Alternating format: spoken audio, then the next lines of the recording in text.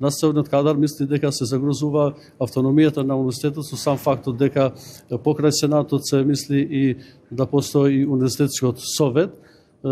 Друго, значи, има голем број на забелешки во насока на акредитација на докторските студии, бидејќи, например, ние како универзитет ги исполнуваме сите услови, меѓутоа мислиме дека предложено е дека условите, критериумите да бидат во ниво на реалната состојба.